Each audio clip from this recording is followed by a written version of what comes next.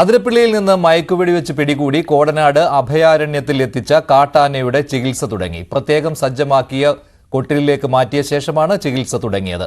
മസ്തകത്തിലെ മുറിവ് ഒരടിയോളം ആഴമുള്ളതാണെന്നും 1.5 മാസം തുടർച്ചയായി ചികിത്സിക്കേണ്ടി വരുമെന്നും ഡോക്ടർ അരുൺ സഖറിയ പറഞ്ഞു.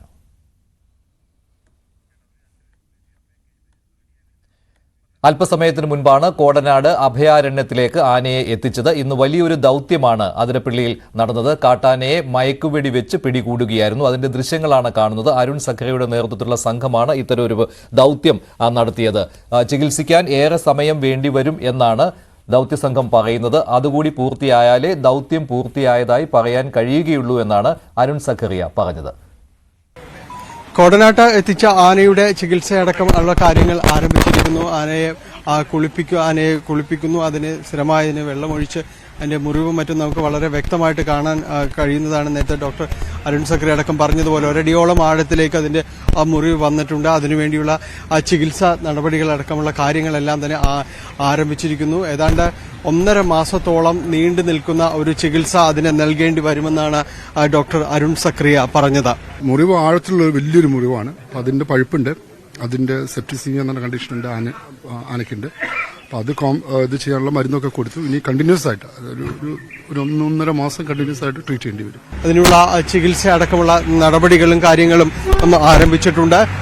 ഇനി ഇതിന് വേണ്ടിയുള്ള ഒരു പ്രത്യേക സംഘത്തെ രൂപീകരിച്ചതായിട്ട് പറയുന്നു.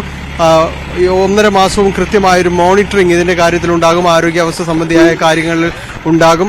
ആനയുടെ മയക്കം വിട്ട് തുടങ്ങുന്നു എന്ന് പറയുകയുണ്ടായി. അപ്പോൾ ഇത്തരം കാര്യങ്ങളെല്ലാം ശുഭസൂചകമായാണ് ഈ ചികിത്സാ സംഘം കണക്കാക്കുന്നത്. കാരണം അത് മരുന്നുകളോടും കാര്യങ്ങളോടുമെല്ലാം കൃത്യമായി പ്രതികരിക്കാൻ കഴിയുന്നൊരവസ്ഥയിലേക്ക് വൈകാതെ എത്തിച്ചേരുമെന്ന് തന്നെയാണ് ഡോക്ടർമാരുടെ സംഘവും പറയുന്നത്.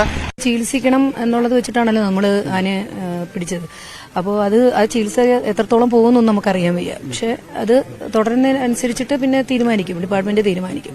അത്യന്തം ദുഷ്കരമായ ഒരു ദൌത്യമാണ് വനം വകുപ്പ് അടക്കം ചേർന്ന് പൂർത്തീകരിക്കുന്നത്. ഇന്ന് രാവിലെ ഈ ദൌത്യത്തിലേക്ക് ഇറങ്ങുമ്പോൾ ആശങ്കകൾ നിരവധിയായിരുന്നു. പ്രത്യേകിച്ച് മയക്കുവെടിയേറ്റ കൊമ്പന് സമീപം മറ്റൊരു കൊമ്പൻ കൂടി നിലയുറപ്പിച്ചതെല്ലാം തന്നെ ആശങ്കയ്ക്ക് ഇട നൽകിയിരുന്നു. എന്നാൽ അതിനെല്ലാം മറികടന്നുകൊണ്ട് കൃത്യമായ പ്ലാനിങ്ങോടുകൂടി വനം വകുപ്പിന് ഈ ദൌത്യം പൂർത്തിയാക്കാൻ കഴിഞ്ഞുവെന്നതാണ് ഏറ്റവും ആശ്വാസകരം. കോടനാട് നിന്ന് ക്യാമറമാൻ KP ധനുഷിനൊപ്പം ഡാനി പോൾ, ന്യൂസ് 18.